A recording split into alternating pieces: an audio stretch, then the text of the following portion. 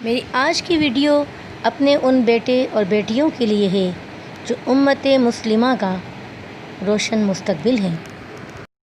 ہماری پرکھوں کی تاریخ ایسے باکمال لوگوں سے بھری ہوئی ہے جن کی زندگی بے مثال تھی۔ آج میں آپ کی ملاقات ایسے ہی ایک بے مثال شخص سے کروا رہی ہوں۔ ان کا نام ہے محمد بن قاسم۔ محمد بن قاسم بنو امیہ کے ایک مشہور سپہ سالار حجاج بن یوسف کے بھتیجے تھے۔ آپ نے 17 سال میں سندھ کو فتح کیا اور اسلام کو متعارف کرایا۔ آپ سن 694 میں پیدا ہوئے۔ انتہائی کم عمری میں اپنی غیر معمولی صلاحیتوں کی بنا پر فوج میں نمایاں حیثیت حاصل کی۔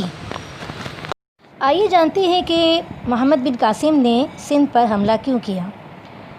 سری لنکا سے ایک جہاز تحفہ تحائف لے کر عراق جا رہا تھا جس میں کچھ عورتیں بھی سوار تھیں۔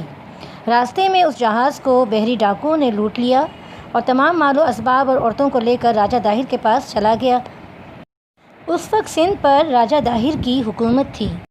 جب اموی خلیفہ ولید بن عبد الملک کے گورنر حجاج بن یوسف کو اس پورے واقعے کی اطلاع ملی تو انہوں نے راجہ داہر کو خط لکھا اور کہا کہ وہ عورتوں کو چھوڑ دے اور مال و اسباب بھی واپس کر دے، لیکن راجہ داہر نہ مانا، جس پر انہوں نے محمد بن قاسم کو سندھ پر حملے کے لیے بھیجا۔ محمد بن قاسم کی قیادت میں 6000 افواج نے سندھ پر حملہ کیا۔ اس حملے میں 6000 افواج کے سامنے راجہ داہر کی 60,000 افواج تھیں۔ 20 جون سن 712 کو راجہ داہر مارا گیا اور محمد بن قاسم سندھ پر قابض ہو گئے۔ محمد بن قاسم نے بہت ہی بخوبی سارے سندھ کا نظام چلایا اور تمام لوگ جلد ہی اس کے گرویدہ ہو گئے۔